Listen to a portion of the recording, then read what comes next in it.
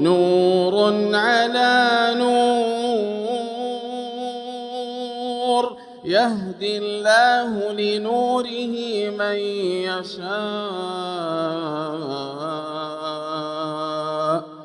بسم الله الرحمن الرحيم. إن الحمد لله نحمده تعالى ونستعينه ونستغفره ونعوذ بالله من شرور أنفسنا ومن سيئات أعمالنا. من يهده الله فلا مضل له ومن يضلل فلا هادي له، وأشهد أن لا إله إلا الله وحده لا شريك له، وأشهد أن محمدا عبده ورسوله صلى الله عليه وآله وصحبه وسلم. أما بعد، نواصل إن شاء الله في درسنا في كتاب أخصر المختصرات لابن بالبان رحمه الله تعالى في فقه الحنابلة.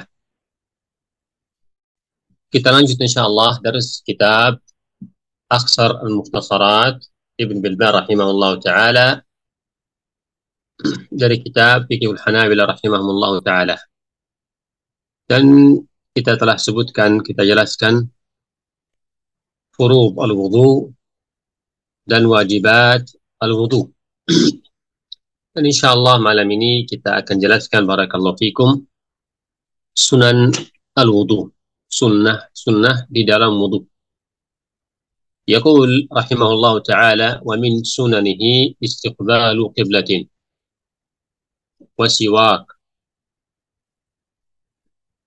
قال: وبدأت بغسل يدي غير قائم من نوم ليل، ويجب له ثلاثا تعبدا، وبمضمضة واستنشاق، ومبالغة فيهما لغير صائم، وتخليل شعر كثيف والأصابع. قال: وثانية وثالثة، وكره أكثر، وسن بعد فراغه رفع بصره إلى السماء وقول ما ورد، والله أعلم. Ya rahimakumullah wa barakallahu fikum. Beliau rahimahullah sebutkan sunnah-sunnah di dalam wudu. Dan sebagaimana kita bacakan tadi, beliau rahimahullah membagikan sunnah wudu dua bagian. Ada sunnah di waktunya wudu dan ada sunnah setelahnya wudu. Ada sunnah bersama wudu dan ada sunnah di luarnya wudu, setelahnya wudu. Bahkan sebenarnya bisa dibagi tiga, tetapi cukup dengan bagian yang beliau sebutkan rahimahullah. Sunnah yang beliau rahimahullah ta'ala sini sebutkan, yang pertama beliau sebutkan sunnah yang di dalam wudu. Yang beliau sebutkan di sini adalah istiqbalu qiblatin, menghadap qiblah. Yang kedua, siwak, menggunakan siwak. Yang ketiga, al-bada'a bi ghasl yad, yaitu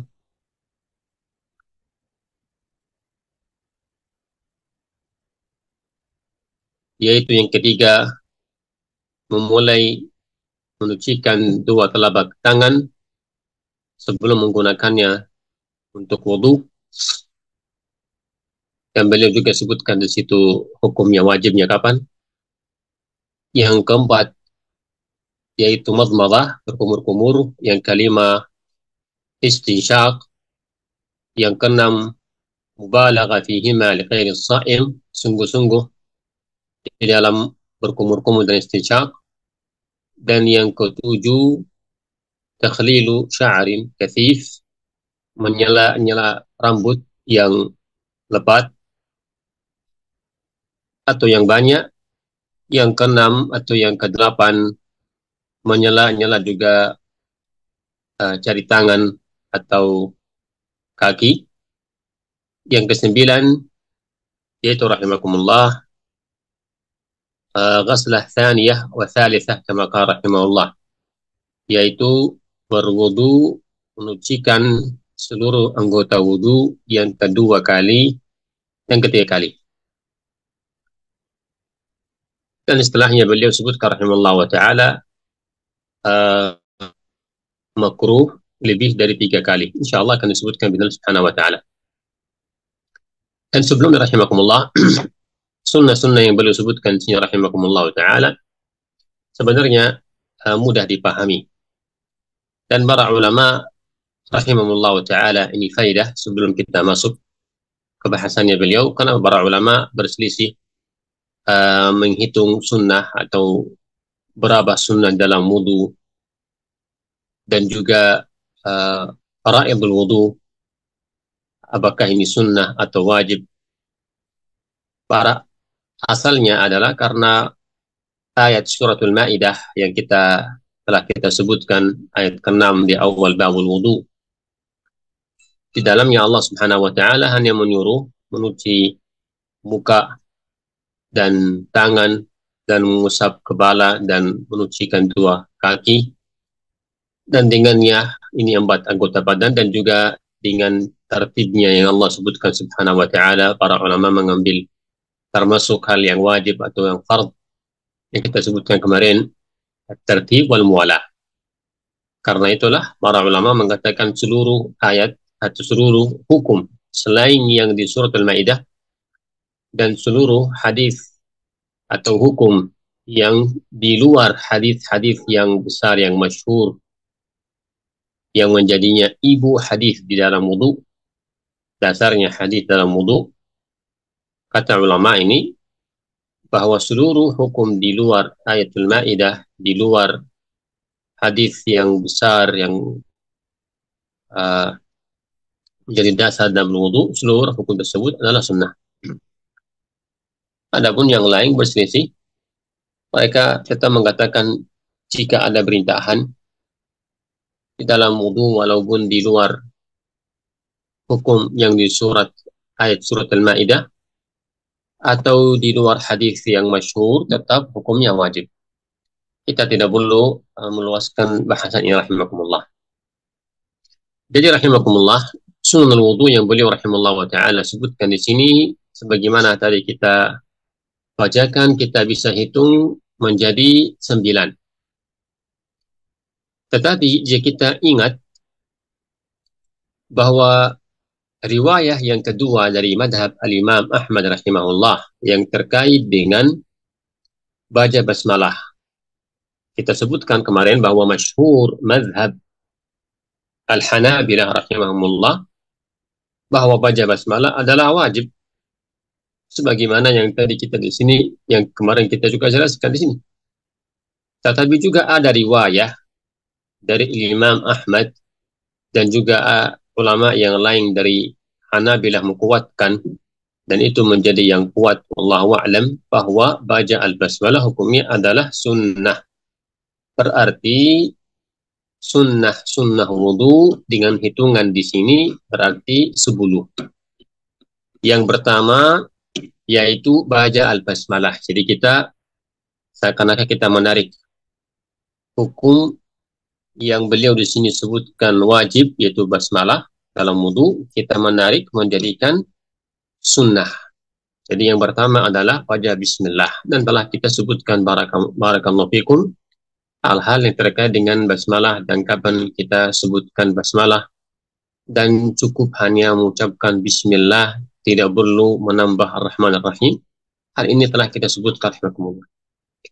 Adapun selanjutnya, kalau kita dengan hitungan kita yang kedua, dengan hitungan yang beliau sebutkan di sini yang pertama, yaitu istiqbalul kiblah.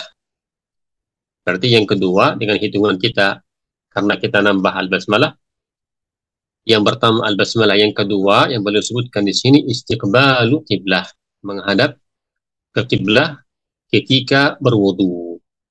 Ini sunnah yang pertama yang beliau rahimahullah ta'ala sebutkan. Akan tetapi rahimakumullah, jika kita perhatikan sunnah yang beliau sebutkan di sini, sebenarnya tidak ada dalil dari Al-Quran dan dari sunnah Nabi Sallallahu Alaihi Wasallam. Al-Hanabilah rahimahullah ta'ala, mereka mengatakan ini sunnah dengan dasar bahwa yang menghadap ke kiblah ketika berwudu, mereka berkata sunnah dengan dasar kata mereka karena ketika salat itu harus menghadap ke kiblat. Jadi syarat. Ketika berdoa lebih baik menghadap ke kiblat. Dan juga ketika mau buang hajat diharamkan menghadap ke kiblat. Kata mereka berarti pada asalnya kita beribadah itu lebih baik menghadap ke kiblat. Ya, seakan-akan mereka berkata rahimahullah taala bahwa menghadap ke kiblat itu sebabnya adalah mengagungkan kiblat, beribadah kepada Allah Subhanahu wa taala menghadap ke kiblat. Maka mereka ini rahimahullah mengkiaskan sehingga mereka membuat kaidah bahwa seluruh ibadah pada dasarnya menghadap ke kiblat, menghadap ke kiblat kecuali ada dalil yang yang melarang. Ini dalilnya para al-Hanabila atau beliau yang sebutkan di sini rahimahullah taala. Tetapi yang kita sebutkan tadi bahwa yang sahih, yang kuat, tidak berani kita mengatakan mustahab, tidak berani mengatakan sunnah menghadap kiblat ketika berwudu karena tidak ada dalil. Dan sebagaimana kita memegang kaidah bahwa ibadah itu terbangun dengan dalil. Jika tidak ada dalil, berarti tidak boleh kita mengatakan ibadah, tidak boleh mengatakan sunnah atau wajib. Dan inilah rahimakumullah ta'ala, barakallahu fikum. Ini juga yang menguatkan ini adalah Syekh Al-Utsaimin rahimahullah ta'ala wa ghafarallahu lah. InsyaAllah yang jelas. Dan ini kaidah yang sangat kuat yang kita harus pahami, yang kita harus pegang. Dan kaidah ini masyhur di seluruh madzhabul ulama rahimahullah ta'ala, apalagi terkhusus ahlul hadis, bahkan al-Imam Ahmad bin Hanbal rahimahullah. Syekhul Islam Taimiyah beliau di kitab Al-Qawaid An-Nuraniyah beliau menukil atau beliau menisbatkan kepada al-Imam Ahmad bin Hanbal rahimahullah dan juga selainnya dari fuqaha ahli hadis, bagaimana ucapan beliau Ahmad bin Hanbal dan fuqaha para ulama faqih ahli hadis, bahwa mereka ini mengatakan bahwa al-asal fil ibadat at-tauqif, bahwa dasarnya ibadat adalah kembali kepada dalil. Tidak boleh menambahkan sesuatu, mensyariatkan sesuatu kecuali apa yang Allah telah syariatkan subhanahu wa ta'ala. Tidak boleh kita menambah dalil, tidak boleh kita menambah ibadah kecuali sudah ada dalil dari Allah dan Rasulullah sallallahu alaihi wasallam. Dan beliau rahimahullah Syekhul Islam mengatakan bahwa jika kita menambahkan sesuatu yang tidak ada dalilnya dalam ibadah, kita waliyadzubillah masuk di dalam firman-Nya Allah, am lahum syuraka syara'u lahum min ad-din ma lam ya'zan bihi Allah. Bahwa dalam ayat ini Allah Subhanahu wa taala mencela orang-orang yang menambah ibadah tidak ada dasarnya dari Allah. Apakah mereka memiliki syuraka yang menambah di dalam agama Allah Subhanahu wa taala tambah dari. Jadi ringkasnya adalah sunnah yang pertama yang beliau sebutkan istiqbalul qiblah, ringkasnya kita katakan wallahu a'lam tidak benar. Dan juga ini termasuk ulama yang mengingkari sunnah ini adalah Syekhul Utsaimin rahimahullah taala. Yaqul rahimahullah ta'ala selanjutnya wasiwakun. Sunnah yang kedua adalah as-siwak, at-tasawwuk. As-siwak menggunakan siwak, udul arak. Dan telah kita sebenarnya sebutkan masalah ini di bahas yang khas yang terkait dengan siwak. Telah kita sebutkan barakallahu fikum.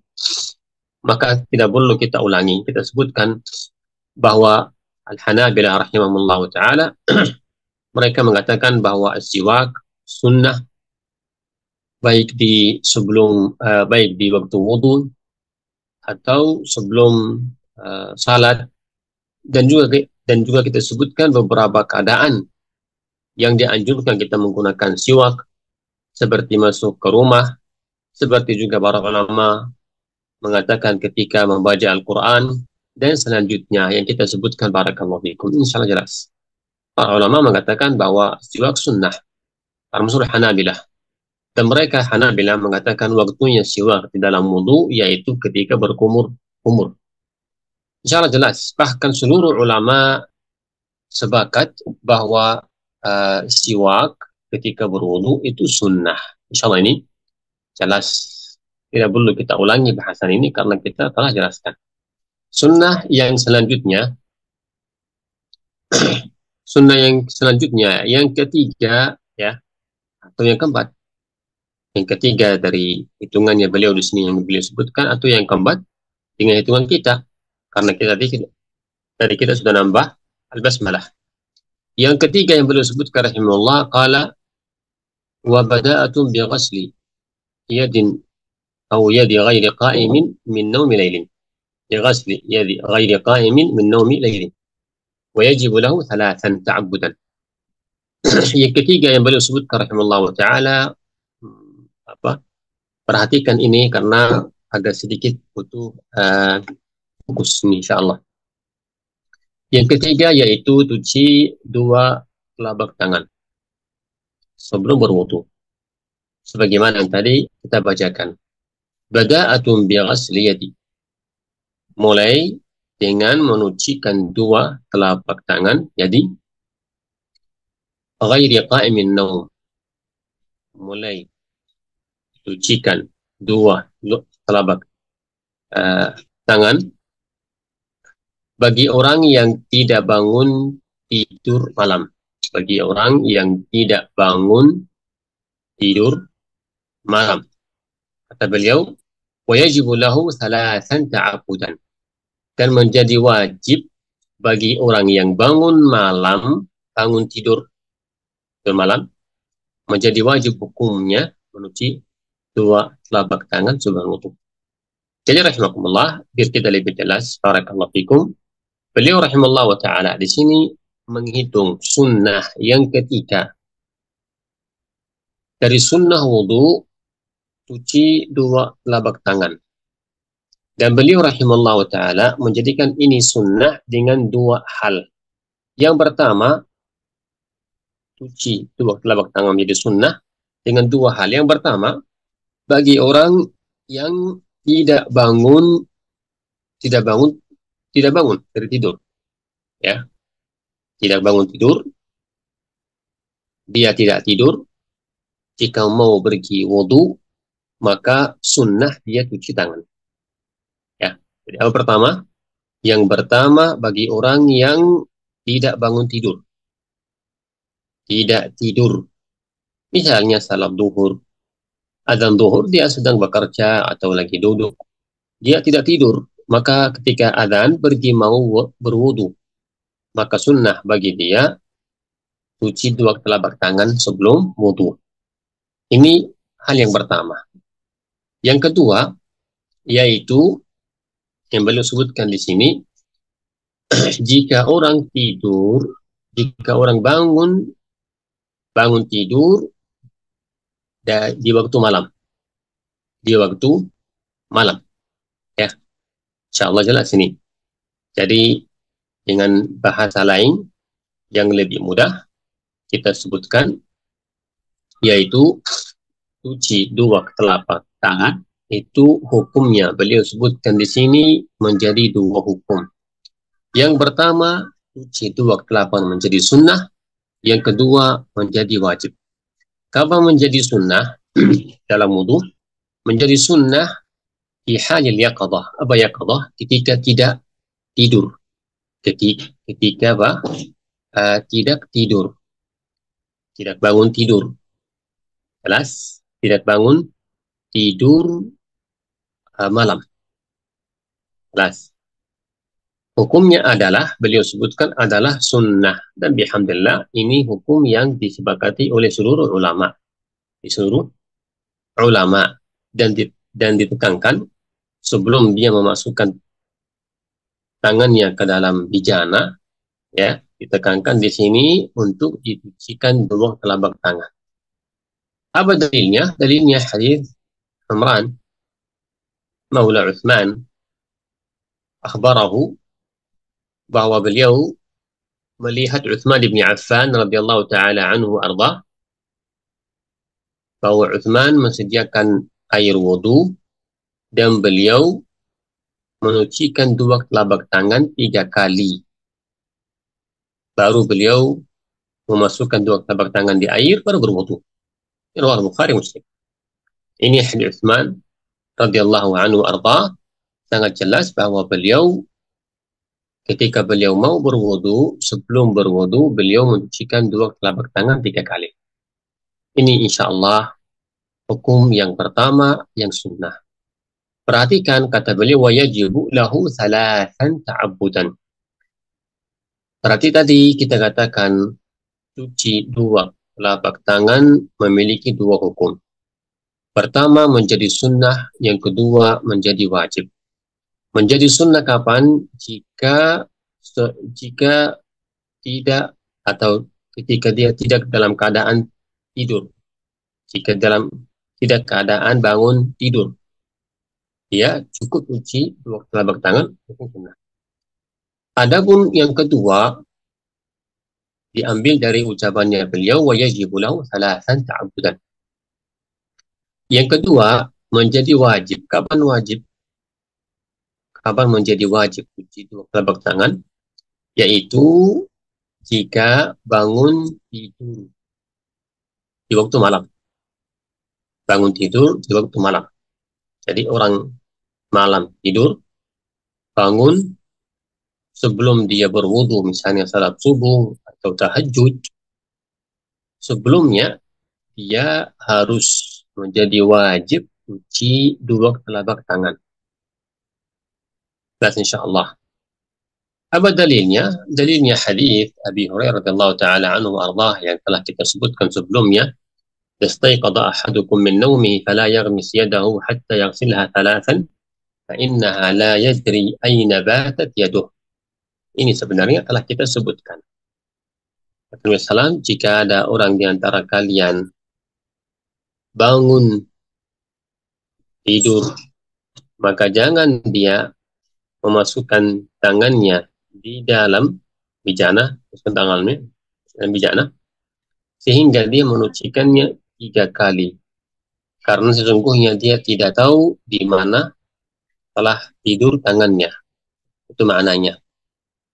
Jadi rahimakumullah, ini yang hukum yang kedua. Insyaallah jelas. Barakallahu fiikum. Perhatikan di sini rahimakumullah, beliau jelas mengatakan ketika bangun tidur malam. Ada bisa ditambahkan satu syarat, yaitu bangun tidur di waktu malam dan tidurnya itu tidur yang membatalkan wudu. Membatalkan wudu. Kenapa saya bilang seperti itu? Karena Al-Hanabilah rahimahullah ta'ala mensyaratkan tutup pintu.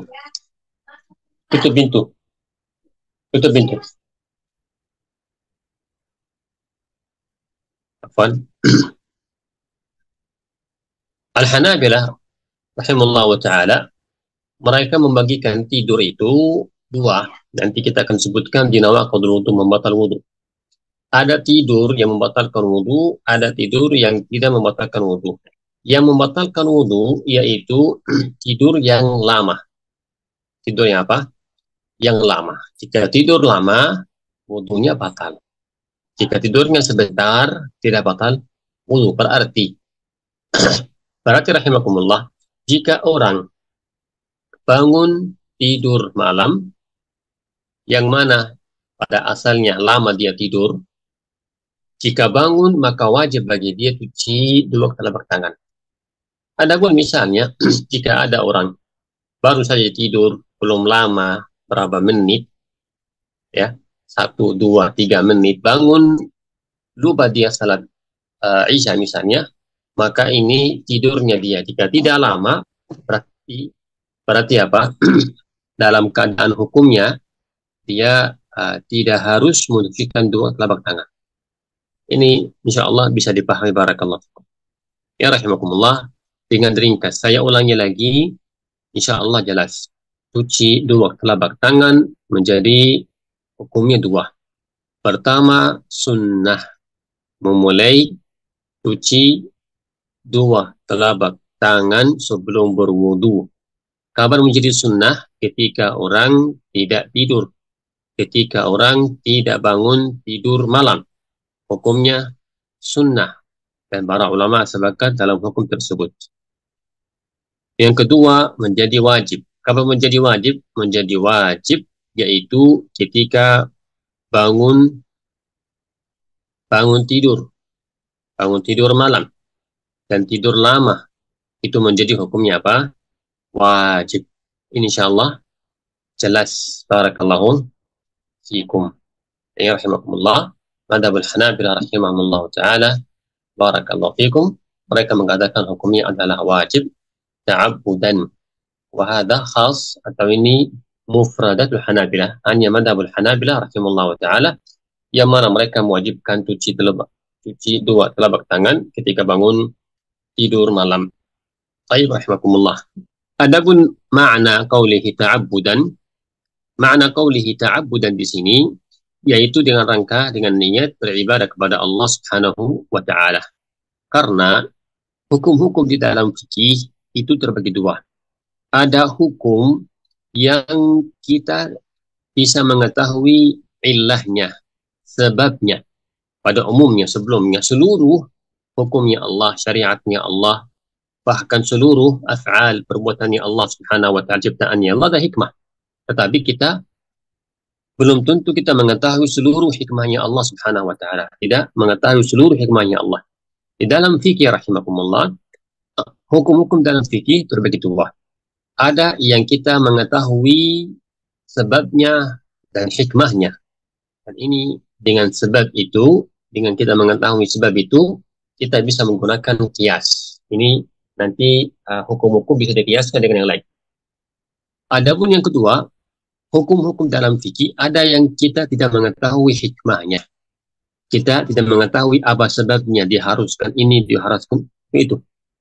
Maka jika hukum yang kita tidak mengetahui sebabnya, tidak mengetahui hikmahnya, padahal ada hikmahnya, tetapi kita tidak mengetahuinya, maka itu dinamakan apa? Ta'abbudan. Ya, ta'abbudan bermakna tetap cuci tangan dengan walaupun tidak mengetahui hikmahnya. Apa bedanya? Bedanya jika ada orang yang berkata, tangan saya bersih, yakin bersih. Saya masukkan tangan saya di dalam kaus tangan misalnya. Kaus tangan apalagi dari plastik. Tangan saya bersih, tidak pernah menyentuh sesuatu yang kotor. Dan saya tidur menggunakan kaus tangan yang dari misalnya karet atau plastik, maka saya bangun tidur, saya cabut kaus tangan tersebut, maka yakin tangan saya bersih. Ya, apakah harus tetap saya cucikan dua telapak tangan saya? Maka Hanabilah di sini menjawab harus. Kenapa harus? Padahal bersih, bukan najis. Mereka menjawab itu ta'abbudan. Kita tidak tahu sebabnya. Sebabnya bukan karena najis. Sebabnya karena Allah perintahkan kita untuk melakukan tersebut. Seperti salat subuh 2, salat zuhur 4. Ta'abbudan. Kita mengetahui hikmahnya. Jadi cuci dua telapak tangan ketika bangun tidur bukan karena najasah. Karena ada perintahannya Allah Subhanahu wa taala untuk melakukan hal tersebut. Insyaallah jelas. Dan insyaallah kaidah yang sebenarnya luas dijelaskan karena rahimakumullah pada umumnya bab al-muamalat, jual beli, bab adat itu pada asalnya ada hikmah. Disebutkan hikmahnya. Adapun bab al-ibadat kebanyakannya tidak mengetahui hikmah. Ya, mengetahui hikmah. Hikmahnya hanya apa? Disuruh kita beribadah kepada Allah, bertunduk kepada Allah Subhanahu wa taala. Ini tidak perlu kita rincikan. Tapi insyaallah telah jelas insyaallah sunnah yang keberapa? Yang ketiga yang beliau sebutkan rahimahullah taala yaitu memulai cuci dua telapak tangan sebelum berwudu bagi orang yang tidak bangun tidur malam, ya, dan menjadi wajib ketika bangun tidur malam, menjadi wajib cuci dua telapak tangan. Yaqul rahimahullah wa bimadmadatin fastinsyaq. Yaqul rahimahullah ta'ala, sunnah yang selanjutnya yang keempat, yaitu perhatikan beliau mengatakan bimadmadah wastinsyaq. Memulai dengan berkumur-kumur, baru setelahnya istinsyaq sebelum cuci muka. Perhatikan, wabi madmadatin fa istinsyaq. Sunnah, berarti sunnah yang keempat, yaitu berkumur-kumur. Setelahnya berkumur-kumur, baru beristinsyaq. Itu dilakukan sebelum cuci muka. Jadi tertibnya seperti itu, berkumur-kumur dulu. Yang kedua apa? Istinsyaq. Baru setelah itu mencuci muka. Ini yang beliau sebutkan rahimallahu ta'ala. Masih ingat insyaAllah berkumur-kumur dan istinsyaq, itu kita telah sebutkan bahwa itu termasuk apa? Termasuk fara'id al-wudu. Wajibatul wudu. Akan fara'idul wudu yang kita sebutkan di awal bahasanya rahimakumullah. Karena beliau memasukkan berkumur-kumur dan istinsyaq itu dalam hukum cuci muka hukumnya wajib farad. Adapun yang di sini yang beliau sebutkan sunnah. Yang sunnah itu rahimakumullah yang beliau sebutkan di sini yaitu memulai dengan berkumur-kumur, setelah itu beristinsyaq itu sebelum cuci muka. Ini insyaallah. Jadi sunnahnya adalah memulai memulai berkumur-kumur, setelah itu beristinsyaq, ya. Dan itu semuanya sebelum apa? Sebelum cuci muka. Perhatikan sunnah-sunnah yang terkait dengan berkumur-kumur, itu beliau sebutkan di sini seakan-akan beliau sebutkan 3. Yang pertama, yaitu memulai dengan berkumur-kumur, yang setelah itu baru istinsyaq. Ini yang pertama. Ditertibi berkumur-kumur, beristinsyaq. Sunnah yang kedua, berkumur-kumur dan istinsyaq sebelum apa? Sebelum cuci muka. Yang ketiga, yang terkait dengan sunnah berkumur-kumur, yaitu al-mubalaghah. Qala wa mubalaghatun fihima li ghairi sha'im. Yaitu bersungguh-sungguh di dalam berkumur-kumur dan istinsyaq. Insyaallah ini jelas. Adapun yang pertama, barakallahu fikum, yaitu memulai dengan berkumur-kumur, baru beristinsyaq sebelum cuci muka, itu insyaallah itu sunnah, dan dalilnya adalah hadis Nabi sallallahu alaihi wasallam, sebagaimana hadis Abdullah bin Zaid, bahwa beliau melihat Rasulullah sallallahu tawadda'a famadmada thumma istantara thumma ghasala wajhahu thalathan. Jadi hadis Abdullah bin Zaid, ra'a Rasulullah sallallahu alaihi wasallam tawadda'a, beliau melihat Rasulullah berwudu dan beliau famazmada, beliau berkumur-kumur. Thumma, pada thumma, kata thumma dalam bahasa Arab itu maknanya tertib. Berarti setelah berkumur-kumur, setelahnya yaitu istanthara. Istanthara bermakna istinsyaq, ya. Madmada, istanthara, istansyaqa. Istinsyaq memasukkan air ke dalam hidung dengan nafas, istanthara mengeluarkannya dengan nafas. Telah kita sebutkan itu, ya, di awal bahas al-wudu. Dalam bahas kita jelaskan masalah hukum apa cuci muka, di dalamnya masuk apa madmum dan istinsyaq. Jadi ini Abdullah bin Zaid, beliau melihat Rasulullah berkumur-kumur, baru thumma istansara, baru beliau apa? Beristinsyaq, thumma ghasala wajhahu. Setelah itu Rasulullah mencuci mukanya 3 kali. Ini dalil rahimakumullah ta'ala, 2 hal yang beliau sebutkan rahimahullah ta'ala. 2 hal yang tadi kita sebutkan. Pertama, berkumur-kumur, setelah itu beristinsyaq. Yang kedua, berkumur-kumur dan istinsyak itu sebelum cuci muka. Insyaallah jelas. Insyaallah ya, hukum ini sunnah sebagaimana yang beliau rahimallahu taala sebutkan. Berarti kalau bilang sunnah, berarti jika ada orang yang mengakhirkan berkumur-kumur dan juga beristinsyak setelah cuci muka, tidak ada masalah. Jika ada orang juga yang beristinsyak baru berkumur-kumur, tidak ada masalah, karena itu hanya sunnah. Insyaallah jelas dengan hadisnya. Adapun yang ketiga yang beliau sebutkan rahimahullah taala, yaitu al-mubalaghah, bersungguh-sungguh di dalam berkumur-kumur dan istinsyak. Kata beliau, li ghairi sha'imin, kecuali bagi orang yang puasa, yang sedang puasa. Apa dalilnya rahimakumullah bahwa ini sunnah berkumur bersungguh-sungguh dalam berkumur-kumur dan istinsyak? Dalilnya adalah rahimakumullah taala, pertama, ma jaa fi sunan, dari hadis Laqit bin Sabra yang masyhur, wa baligh bil istinsyak illa an takuna sha'iman. Bersungguh-sungguhlah di dalam istinsyak. Lah, insyaallah makna istinsyak. Illa an takuna sha'iman, kecuali engkau dalam keadaan puasa. Dan juga ulama mengikutkan dengan qiyas al-madmadah. Hadis ini walaupun lafaznya istinsyak, para ulama mengikutkan al-madmadah dengan al-istinsyak. Ini dalil yang dengannya kita mengetahui bahwa berkumur-kumur dan istinsyak hukumnya dengan bersungguh-sungguh, hukumnya adalah apa? Hukumnya adalah sunnah.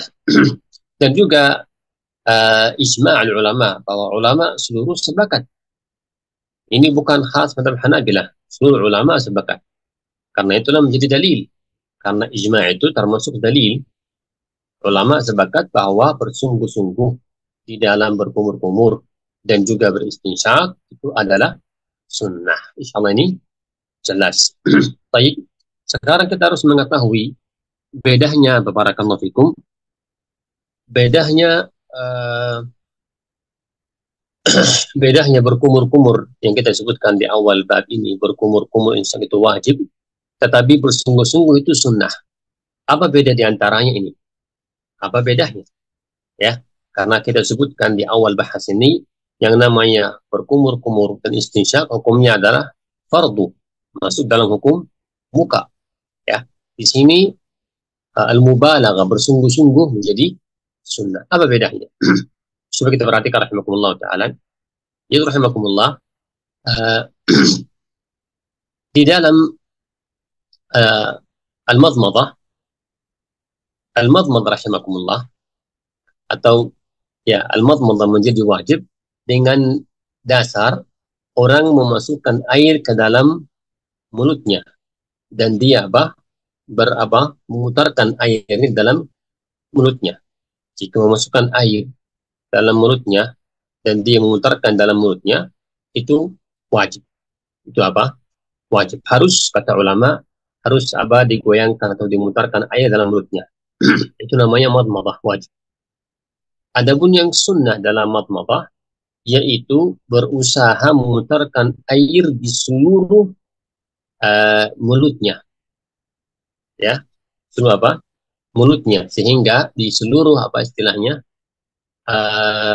tenggorokannya. Jadi yang wajib dalam madmadah hanya memasukkan air dan dimutarkan di mulutnya. Sudah wajib.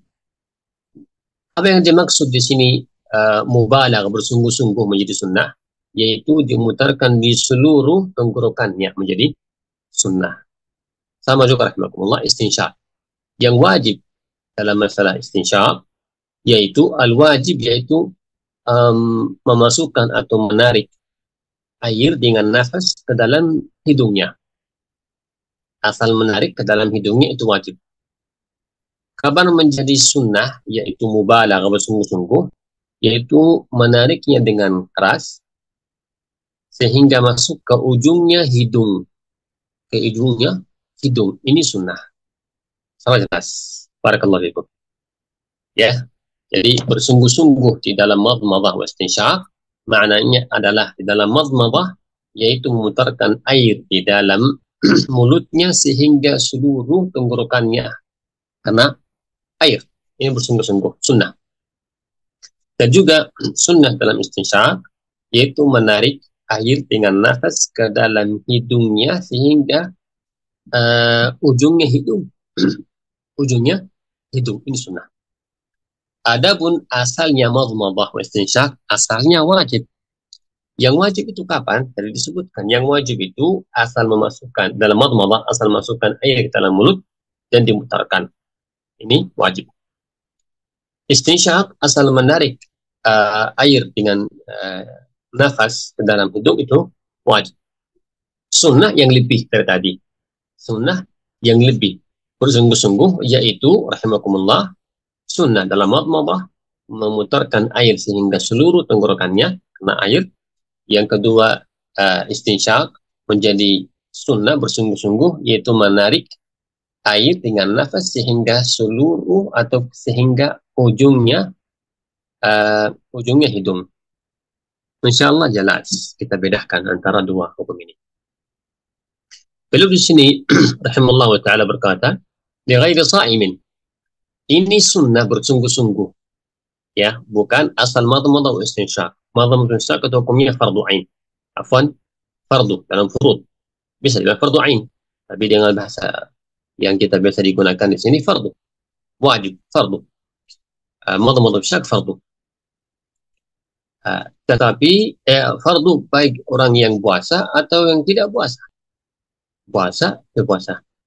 Tetapi bersungguh-sungguh di dalam berkumur-kumur dan istinsyak itu sunnah bagi orang yang tidak puasa. Adapun yang puasa tidak dianjurkan dia bersungguh-sungguh di dalam berkumur-kumur dan istinsyak. Tidak menjadi sunnah bagi dia. Bahkan para ulama mengatakan makruh bagi orang yang sedang puasa dia bersungguh-sungguh di dalam madmadah wal istinsyak. Ya. Jadi hukumnya makruh. Apa dalilnya? Dalil yang tadi kita bacakan, kita sebutkan, baligh fil istinsyak illa an takuna sha'iman.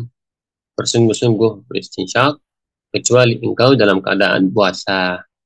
Jelas. Dan juga rahimakumullah dalam ma'qul dalil al-aql bahwa seorang puasa itu ketika dia bersungguh-sungguh berkumur-kumur atau istinsyak, khawatir air akan masuk ke dalam tubuhnya. Jika dia bersungguh-sungguh berkumur-kumur atau beristinsyak. Maka rahimakumullah sangat jelas dalilnya yang mengatakan bahwa berkumur-kumur itu sunnah atau sungguh-sungguh berkumur-kumur dan istinsyak itu sunnah kecuali bagi orang yang sedang puasa. Insyaallah jelas. Ini yang beliau rahimahullah ta'ala sebutkan. Boleh saya tambahkan satu faedah? Caranya bagaimana? Berkumur-kumur dan istinsyak. Ya, caranya yang lebih baik dengan ringkas saya sebutkan, yaitu dengan sekali mengambil air dengan tangan. Sekali itu mengambil air dengan tangan, itu dibagi dua. Ada sebagian untuk berkumur-kumur, dan sisanya untuk istinsyak. Jadi sekali ambil air, ya, sebagian untuk berkumur-kumur, sebagiannya lagi untuk istinsyak. Ini mazhab juga Al-Hanabilah rahimahullah ta'ala. Jadi bukan sekali ambil air dengan tangan untuk berkumur-kumur, setelah itu ambil air untuk istinsyak, baru lagi sesamanya ambil air untuk berkumur-kumur, ambil lagi air untuk istinsyak, dan juga samanya ya, yang lebih bagus Allahu a'lam, lebih bagus yustahab inda al-Hanabilah dan juga inda ghairihim termasuk Syafi'iyah, Malikiyah. Sunnah lebih bagus yaitu satu kali ambil air itu dibagi dua. Airnya ada yang untuk berkumur-kumur, sisanya untuk beristinsyak.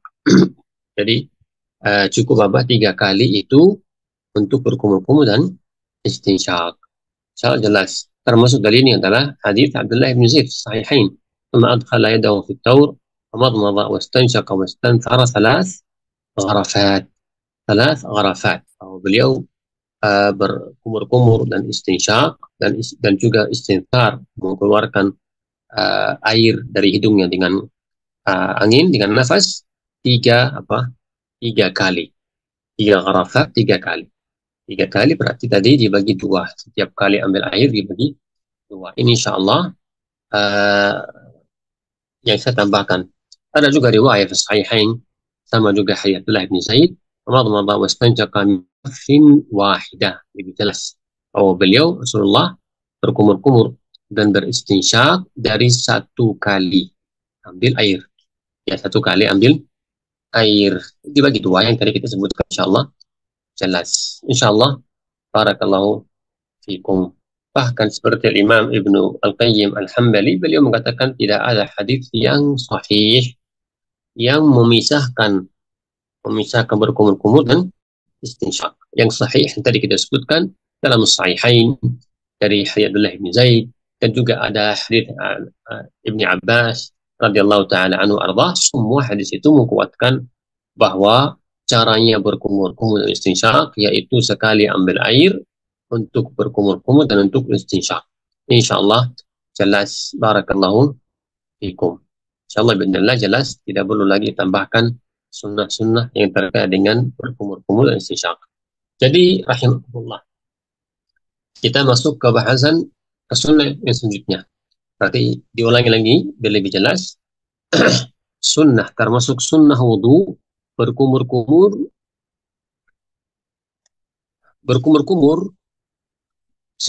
baru setelah itu beristinsyak, dan dilakukan itu sebelum wudu dan sebelum cuci muka, dan juga bersungguh-sungguh berkumur-kumur dan istinsyak.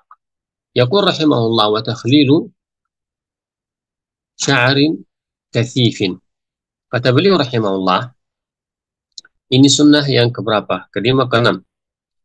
Takhlil sya'ar kathif, yaitu menyela rambut yang lebat, ya, yang lebat. Ini yang dimaksud adalah jenggot dan apa yang di muka, ya, rambut yang di muka. Bisa juga sebagaimana para ulama Hanabilah dimasukkan di sini adalah jenggot atau kumis yang lebat, atau juga unfukah. Unfukah itu rambut yang tumbuh di bawah bibir bawah, ya, bibir bawah, namanya unfukah. Baik.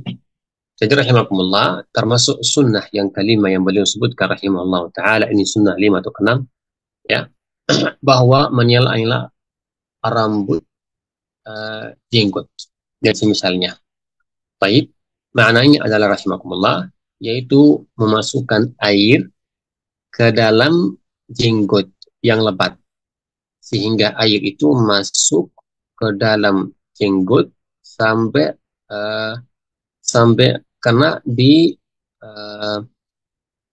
kulit yang di bawah jenggot, ya. Jadi rahimakumullah, ini sunnah yang beliau sebutkan rahimahullah ta'ala, menyela-nyela rambut jenggot. Perhatikan rahimakumullah, di sini ada 2 hal yang kita perhatikan. Hukumnya adalah sunnah. Baik, hukumnya adalah sunnah. Tetapi beliau mengatakan sya'ar kathif, rambut yang lebat, yang banyak. Berarti rahimakumullah, menyela jenggot itu hukumnya 2. Yang pertama sunnah, yang kedua wajib. Beliau di sini sebutkan yang sunnah, dan beliau mengatakan yang sunnah itu adalah menyela rambut yang lebat. Yang lebat itu sunnah. Maka sunnah itu kabar menjadi menyela jenggot sunnah ketika jenggotnya lebat. Ketika jenggotnya lebat atau banyak rambut, maka hukumnya sunnah, tidak wajib. Bermakna cukup saja mencuci bahirnya jenggot, tidak harus memasukkan air ke dalamnya jenggot, ya. Ini madhab Hanabilah rahimahullah ta'ala. Juga ulama yang lain. Salah jelas. Jika rambutnya atau jenggotnya lepat, maka yang wajib yaitu cuci zahirnya jenggot. Tidak wajib memasukkan air ke dalam jenggot yang lepat. Tapi itu sunnah dimasukkan air ke dalam jenggot yang lepat. Sunnah saja. Dalilnya adalah barakallahu fikum ayat Aisyah radhiyallahu taala anha wa ardhaha, ayat Anas radhiyallahu taala anhu wa ardhah, yang lain. Kata Aisyah radhiyallahu taala anhu wa ardhah, Anas, kan Rasulullah idza tawadda khalla lihiyatahu bil ma'. Bahwa Rasulullah SAW ketika beliau berwudu, beliau menyela jenggotnya dengan apa?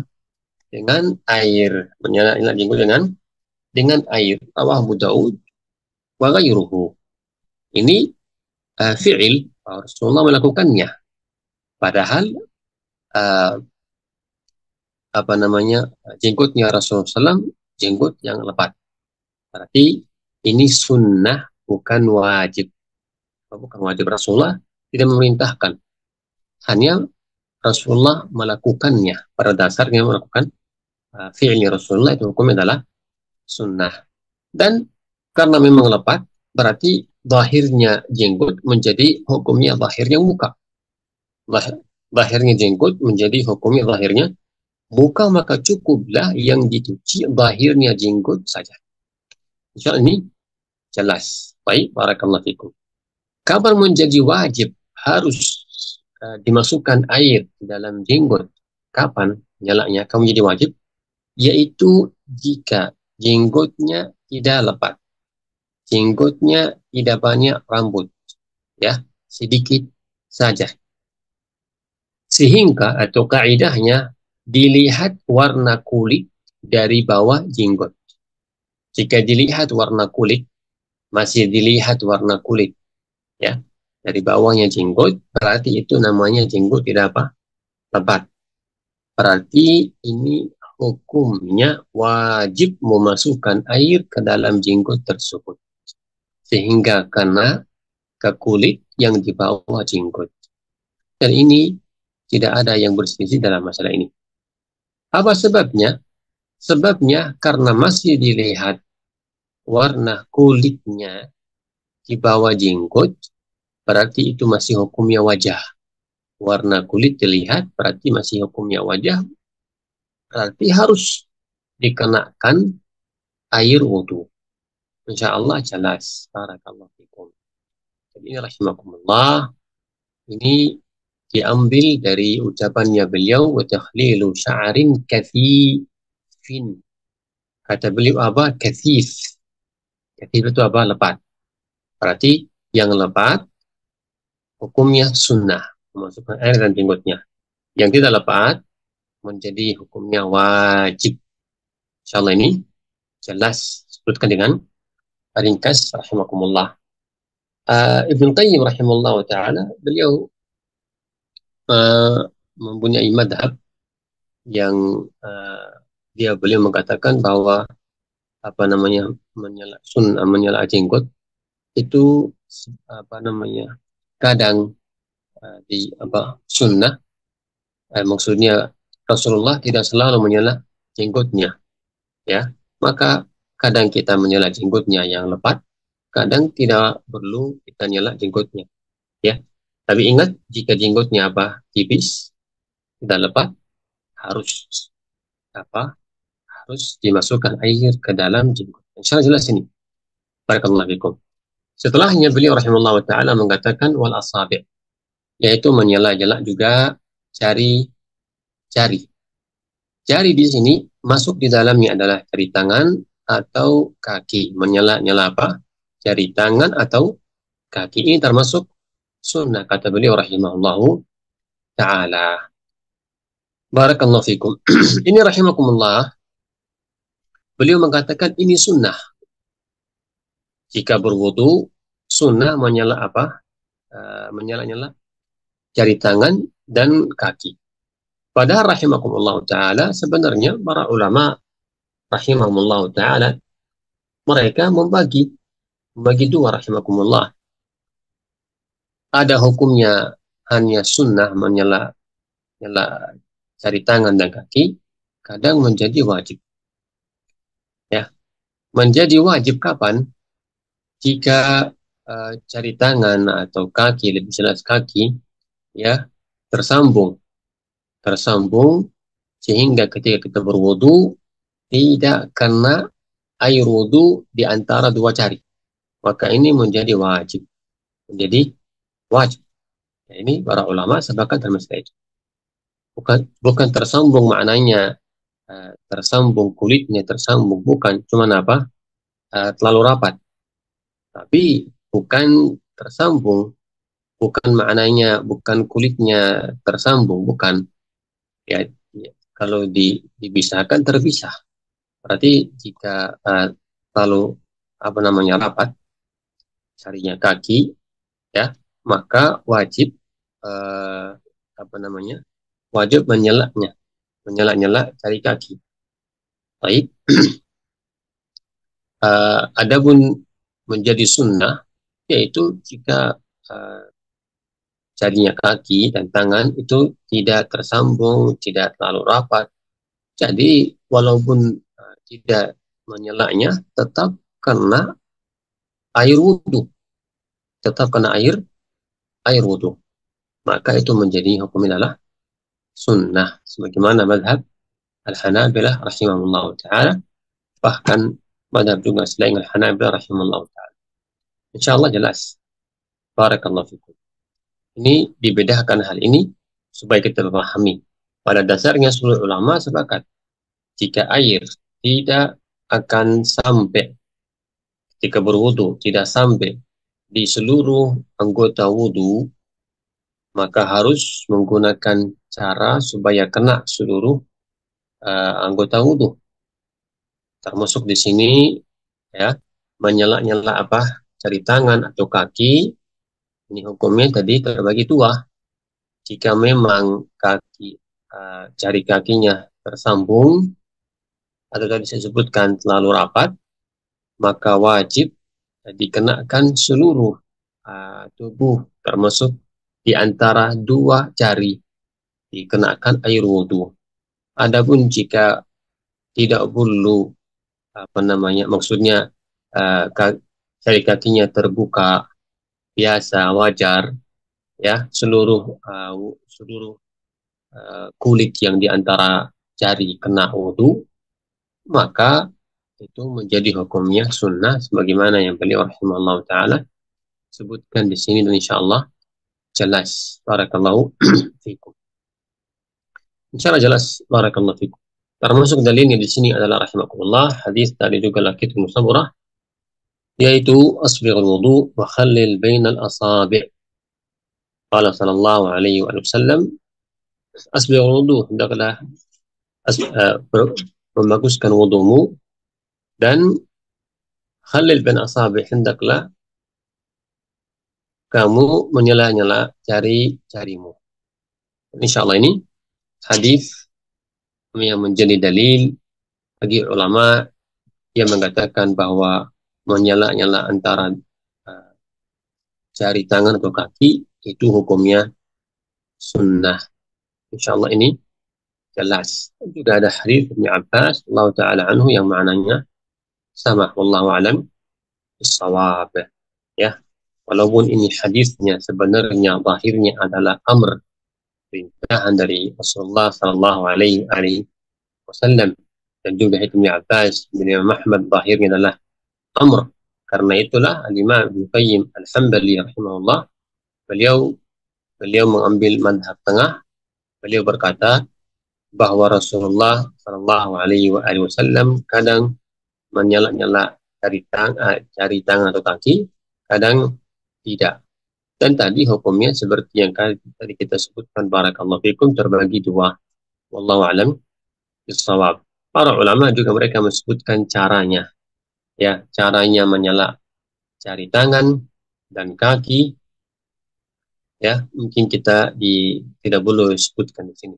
Intinya diusahakan seluruh anggota wudu kena air.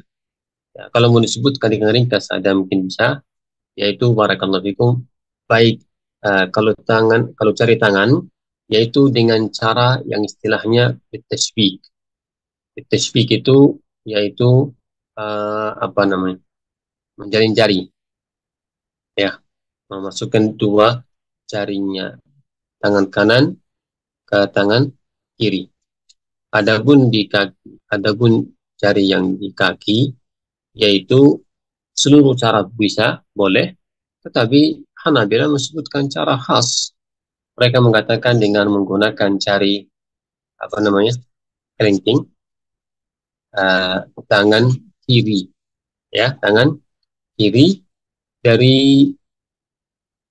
dari kaki kanan memulainya sehingga kaki kiri, ya.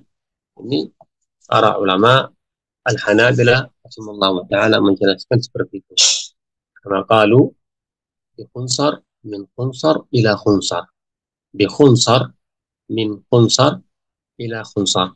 Ini hanya tambahan insyaallah, tetapi cukup rahimahullah apa yang telah kita sebutkan. Barakallahu fikum.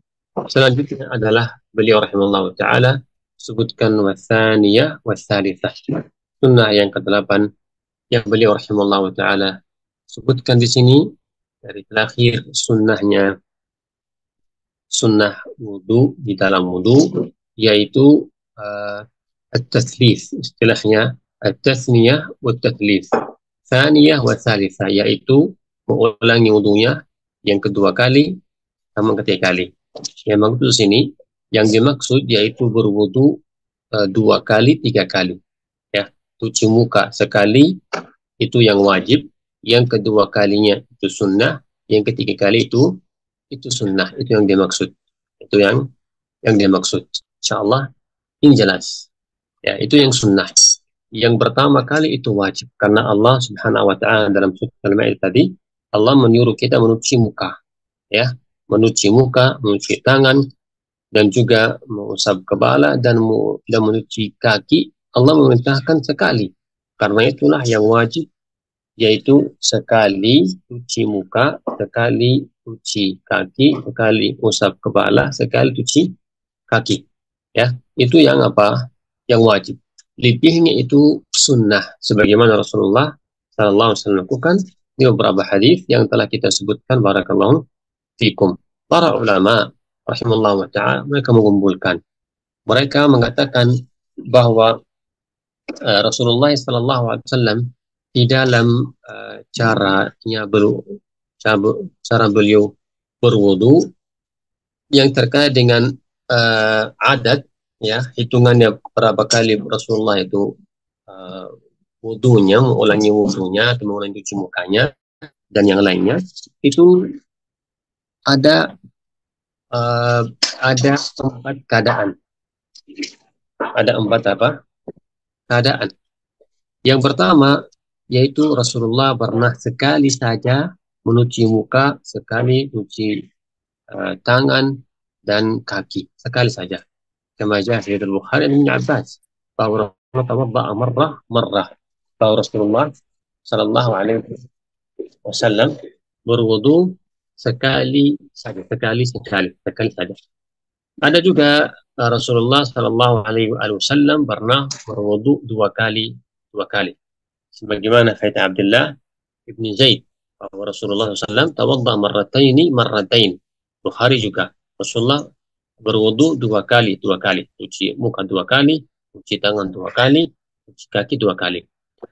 Ada juga rahimahullah yaitu Rasulullah berwudu 3 kali. Sebagaimana yang masyhur ini, ya, hadis Utsman as-sahihain. 3 kali cuci muka, 3 kali mencuci tangan, 3 kali mencuci kaki. Dan juga yang tadi kita sebutkan, barakallahu fikum. Yang keempat itu Rasulullah sallallahu alaihi wasallam pernah juga telah datang hadis yang sahih, bahkan Bukhari, Muslim, Abdullah bin Zaid, bahwa Rasulullah sallallahu alaihi wasallam kadang mencuci muka 3 kali dan tangannya 2 kali dan mencuci kakinya sekali. Abdullah bin Zaid qala thumma adkhala yadahu faghasala wajhahu 3 ثم غسل يديه مرتين إلى المرفقين ثم أدخل يده مسح رأسه فأقبل بهم وأدبر مرة واحدة ثم غسل رجليه إلى الكعبين. Ya, ini rawah Bukhari, Muslim, bahwa Rasulullah mencuci mukanya 3 kali, mencuci tangannya 2. Rasulullah mencuci mukanya 3 kali, mencuci tangannya 2 kali, dan juga mengusap kepalanya sekali, dan juga mencuci kakinya, ya, kakinya. Sallallahu alaihi wasallam. Jadi rahimakumullah, ini ringkas apa yang tadi kita sebutkan, barakallahu fikum, yang wajib, ya, dengan sepakatnya ulama, dengan juga tadi ayat Al-Maidah, yaitu yang wajib harus dicuci sekali. Adapun yang sunnah, barakallahu fikum, yaitu yang tadi kita sebutkan, bisa 2 kali 2 kali, ya, bisa 3 kali 3 kali, atau kadang muka 3 kali, tangan 2 kali, kaki sekali, ya.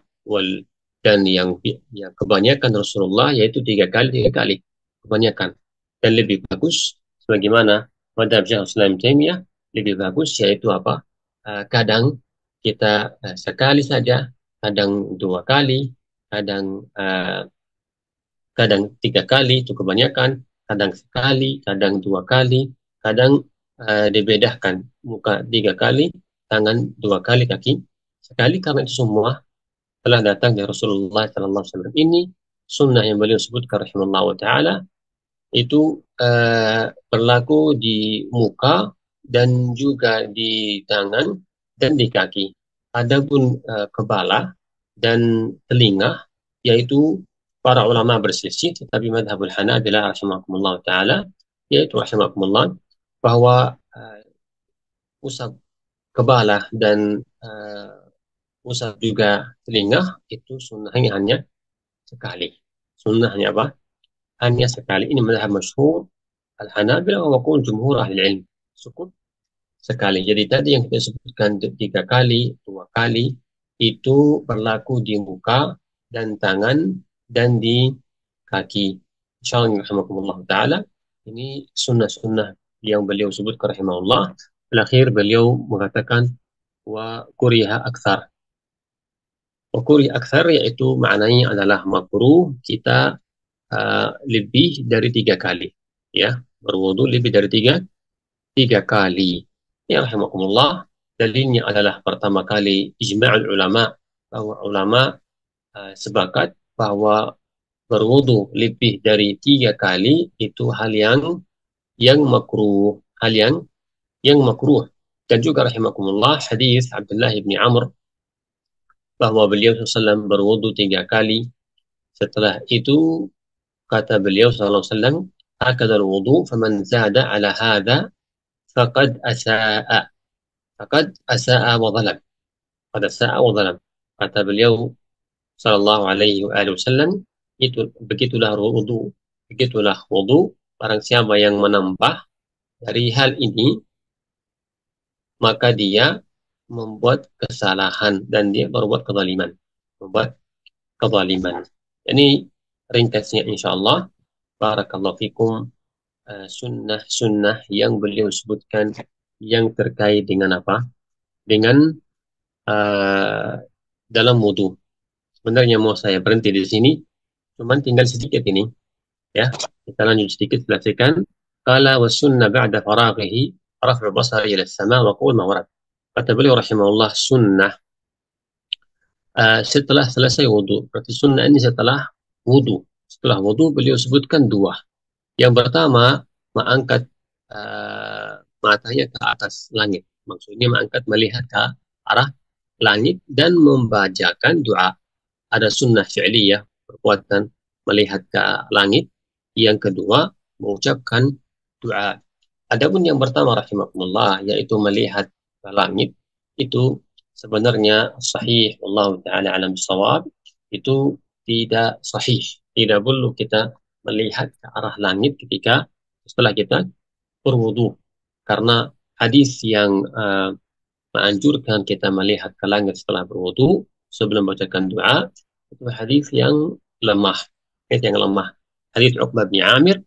Tapi ada ziyadah, yang mana ziyadah itu ziyadah yang tidak sahihah, ziyadah yang mungkarah, ziyadah yang mungkarah.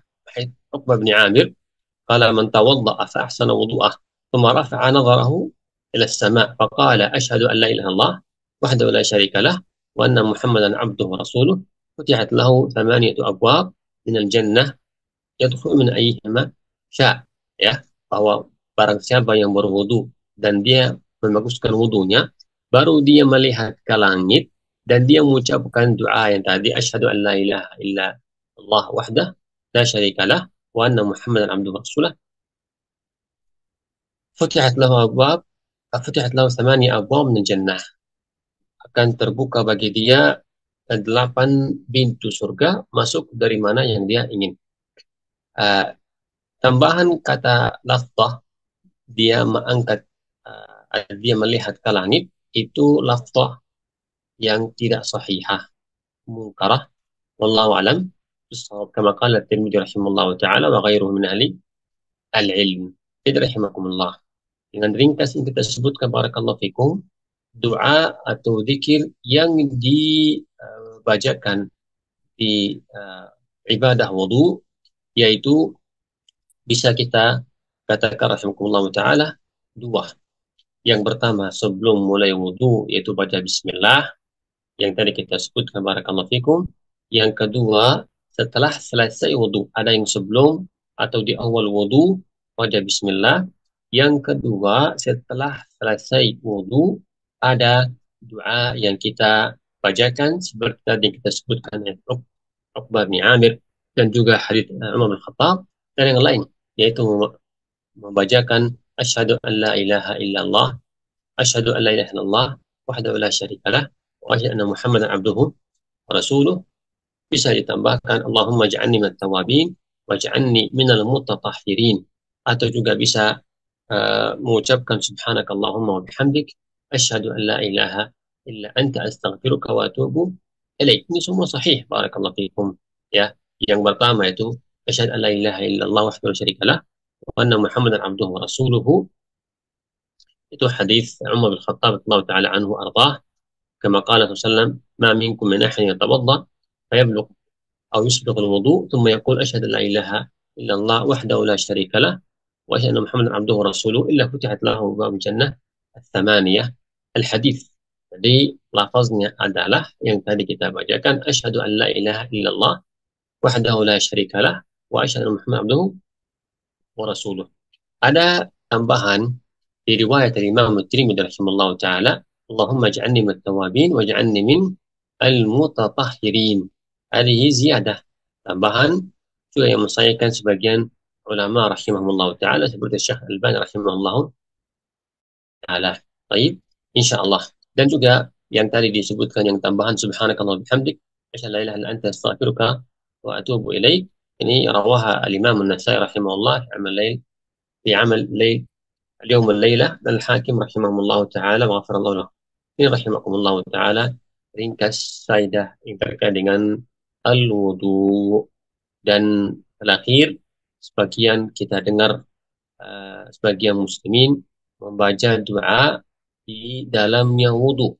Ketika mencuci mukanya, baca doa Allah bayyid wajhi tudul wujuh. Ketika cuci tangan, baca doa.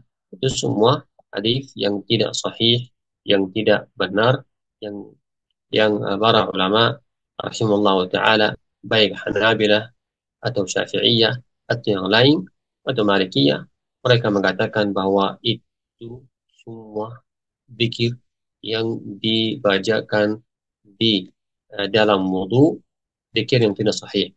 Yang sahih hanya tadi sebutkan, ada di awal wudu pada bismillah, ada di akhir wudu tadi doa yang kita bacakan. Asalullah subhanahu wa ta'ala an yufaqqihana fid din wa nu'allimna at-ta'wil. Insyaallah ini jelas, barakallahu fikum. Kita insyaallah selesai sunnah-sunnah wudu, baik yang di sebelum wudu, afwan, sunnah yang di dalam wudu sama sunnah yang setelah wudu. Insyaallah setelahnya kita pindah ke bab yang baru, yaitu bab al-masah 'ala al-khuffain, mengusap kaus kaki. Baik, sangat jelas, barakallahu fikum. Taufik, barakallah. Jazakallah khair, Syekhuna. Taib.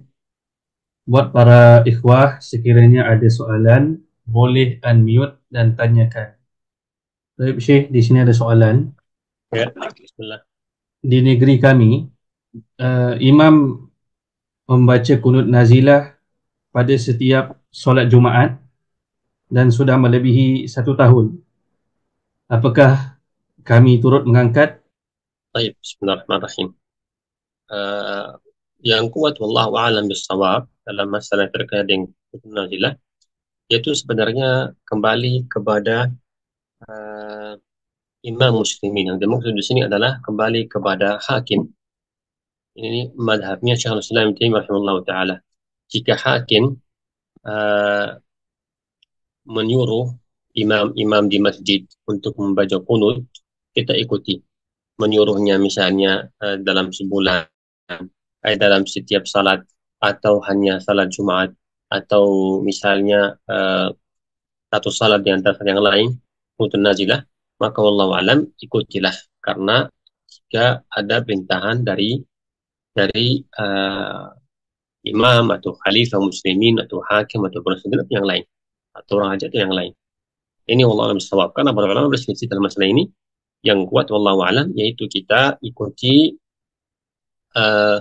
permintaan atau perintahan dari penguasa. Wallahu alam bissawab.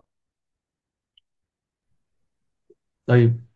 Soalan kedua, apakah hukum membaca doa secara berjemaah, yakni di luar waktu solat? Baik, bismillah. Pada umumnya rahmatullah, barakallahu fikum, yang tadi kita sebutkan juga kaidah bahwa pada dasarnya adalah al-ibadat mabna ala tawakkuf. Bahwa ibadat itu dasarnya adalah ikuti dalil. Ikuti dalil. Ikuti dalil baik dari jenisnya ibadah atau caranya ibadah. Karena para ulama sebutkan ada 6 hal yang harus kita ikutinya, yang kita harus perhatikan di dalam ibadah. Termasuk tadi kita sebutkan jenisnya ibadah atau caranya ibadah. Jika misalnya ada ibadah yang memang sunnah, tetapi caranya berbeda dengan Rasulullah Sallallahu Alaihi Wasallam, maka tidak boleh kita melakukannya karena caranya berbeda dengan cara Rasulullah Sallallahu Alaihi Wasallam. Dan insya Allah dengan ini, dengan jawaban ini yang ringkas, kita bisa memahami hukum berdoa dengan cara berjamaah di luar salat. Ya, hukumnya adalah tidak benar karena bukan tidak ada dalil dari Rasulullah Sallallahu Alaihi Wasallam. Wallahu alam bissawab. Baik, jazakallah khair, Syekhuna. Sekiranya ada soalan yang lain, boleh ditanyakan. Sekiranya tidak ada, insyaAllah kita bertemu lagi di pelajaran yang akan datang. InsyaAllah, bidnillah, barakallahu fikum. طيب إلى هنا جزاكم الله خير سبحانك اللهم وبحمدك أنت أتوب إليك السلام عليكم ورحمة الله وبركاته. Waalaikumsalam warahmatullahi wabarakatuh. Jazakallah khair, Syekhuna. وإياك جزاكم الله. السلام عليكم. ويضرب الله الأمثال للناس والله بكل شيء عليم.